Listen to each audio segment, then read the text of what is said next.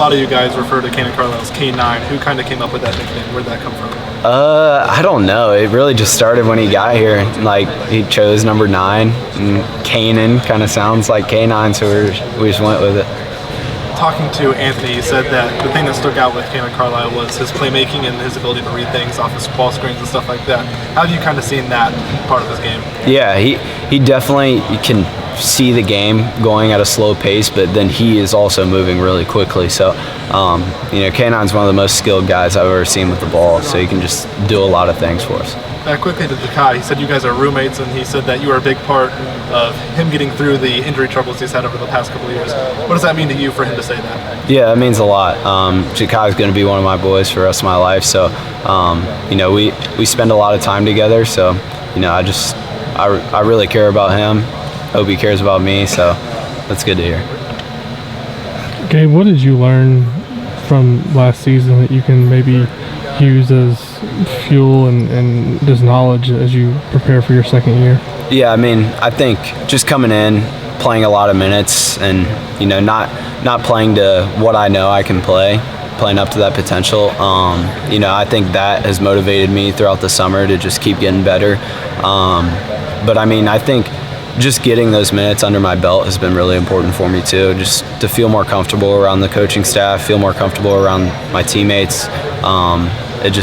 It's going to do nothing but help me. When you say you're not playing up to your ability, are there specific things that you weren't pleased with or you would like to get better at? Is there anything specific that you looked at? Yeah, I feel like I was just a little bit passive, not as aggressive as I should be, and I think Coach Woodson made it very clear that he wants me to be aggressive. Even last season he was telling me to be aggressive, but I kind of felt like I was in a role on the team already. But I think I improved on that this summer and hope to carry it into the season too. What do you feel like is the biggest thing you worked on in the off season in terms of your game? You're famous for being here early and staying late. So yeah. What were you working on? I would say, I changed my form on my jump shot a little bit just to make it more consistent. So that's probably the biggest thing. It requires thousands, 10,000s of reps to how does that process work? Do you talk to your dad? Do you talk to other people, and just in terms of like, this is what I'm doing wrong, what I need to do differently? It seems like a pretty big deal change. Yeah, it's not a big change. It was really just moving my left hand kind of more on the side of the ball. But it was talking with the assistants, talking with Woody, and then obviously my dad's gonna pitch in if he thinks something's up. So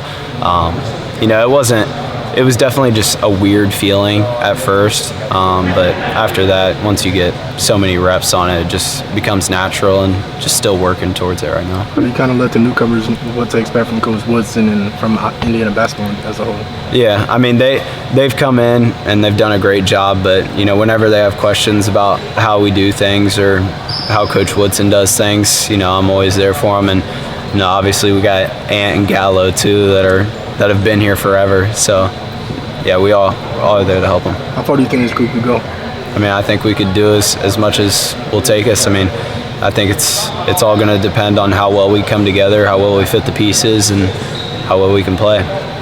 What's impressed you the most about Miles Rice? And Woodson in the press conference a little bit ago just talked about his speed and just how dynamic he can be. Is that kind of what you've noticed? And how does that, last year you got to go against X a lot in practice, and now you're going against this guy. Yeah, Miles is definitely a really good player. He's super quick, super skilled with the ball. He can do a little bit of everything. Him and X are both lightning fast, but X is a little bit more physical, get into your body a little bit. Miles is just kind of like slippery. He just slides off of things to where you got to guard him differently. So that's been really good for me, and I feel like he's going to help our team a lot. Who do you think was faster with the ball in their hands, Miles Rice or Rice? That's tough. I don't know. They're just a little bit different. Like Miles is kind of coming down trying to take angles to where he can beat you side to side, and then X would just run straight at you, and you just got to make a decision on which way you want to go. So they're both so fast with the ball. Did you play a role in recruiting the new guys? A little bit.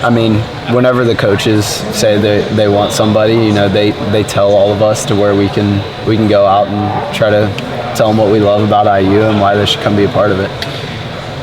When you look at the big men on this roster, you look at a guy like Malik. Coach Woodson said that he's trying to kind of extend Malik out to the perimeter a little bit more. Have you seen that kind of development throughout the offseason? Yeah, Malik's been really good. I mean, he's slimmed down a little bit to where he can play on the perimeter, I think, and you know he's going to be a tough matchup for people, whoever they put on him. You know, he's quick enough to where a big 5 can't really stay in front of him, can't extend to the perimeter. But he's also strong and physical and big to where, you know, if you put a normal 3 on him, he's going to be able to finish in the post all the time. So I think he causes a lot of matchup issues. And then Omar, he's got a big frame. Is there any similarities, any sort of resemblances to Khalil last year with what they can do around the basket? Yeah, I mean, I think they're both really good at finishing around the rim. I do think they're different. You know, Balo is just a lot more physical and big, while Khalil can, you know, elevate and move side to side laterally. And so, but I mean, they're both great in their own aspects. I mean, Balo's he knows how to win. He's been on winning teams, so he knows what it takes, and I feel like that's been really good for us too. Just him bringing that leadership and that experience to this team. You as a guard, I think probably your biggest interaction with Paulo on the court being some sort of ball screen and some sort of screen setting situation. How have you noticed his screen setting ability? Yeah, they're nice. I mean, he's so big, it's tough for guards to get around him. And, you know, if guards go under, he starts rolling, like there's no chance of you getting back to the ball handler. So it's terrible when he's on the other team to try to get through and over his ball screens. And it's also terrible when I get switched on to him and I got to try to shove him. So, I mean, he's just a big dude, and he's super nice too. So, like, it's easy to talk to him, easy to coach him, easy to, you know, hold him accountable because he does the same things to us. Malik and Khalil developed really good chemistry throughout the year last year. I mean, playing off each other. How have you seen that chemistry with Malik and Umar? Yeah, I think, you know, Malik is a good guy to, you know, build that chemistry with another big, just because he's a very good passer and he can also play on the perimeter and in the post. So, you know, I think he draws attention to himself, and that opens up other things for other guys. And then he's mobile enough to where he can get to the high post and flash in, be able to get a high-low going. Balo's amazing at sealing guys under the rim, so it's a recipe for success. A little bit different than Khalil, though, in that you maybe don't throw the ball to Balo and just let him go to. He's more of an offensive rebounding type guy, lob threat.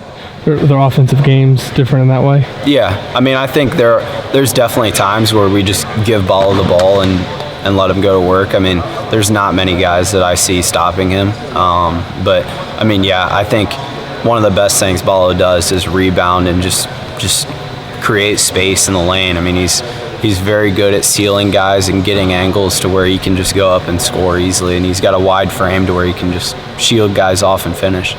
You look at some of the analytics from last year, like offensive and defensive rebounding percentage, you guys were probably lower than you wanted to be. How much has that been emphasized this summer, just the need to be better as a rebounding team on both ends? Yeah, I mean, I think we have the personnel to be a great rebounding team, and, you know, the coaches have put a big emphasis on sending guys to the boards and everybody boxing out and going to pursue the ball. So, you know, I think that's a way you get more possessions. So, you know, is that different than last year? Like, that wasn't maybe the message in terms of going to the glass as hard? Yeah, I mean, I think we preached it a little bit, but I mean, I think this year, like, you're not going to the boards, like you got a punishment. So, like, I mean, I think we have the guys to be able to be a really good team on the glass. Thanks.